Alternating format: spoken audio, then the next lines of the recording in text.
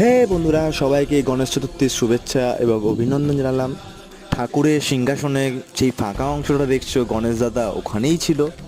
গণেশ দাদা অনেকদিন ধরেই সিংহাসনে ছিল, তাই গায়ে নোংরা পড়ে গিয়েছিল, তাই ভাবলাম দাদাকে রং করা যাক, তাই সাদা রং নিয়ে নিলাম। দাদার পুরো শরীরে সাদা রং করে দেবো, তারপরে নতুন রং করব আমি। সাদা রং করবার একটাই কারণ, তার উপরে যে কোনো রং ভালোভাবে ধরে যায়। দেখো, দাদাকে পুরো সাদা রং করে দিয়েছি।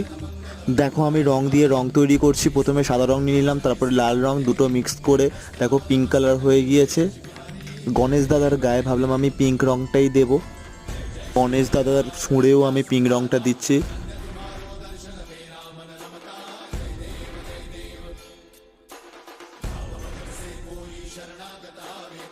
আমাদের অলমোস্ট পিঙ্ক রংটা হয়ে এসছে। দেখো, পুরো কমপ্লিট হয়ে গেছে পিঙ্ক রংটা। 1 মিনিটের শর্টসে পুরো রং করার ভিডিওটা দেখানো যায়নি, তাই পার্ট 2 ভিডিওতে কভার করার চেষ্টা করব।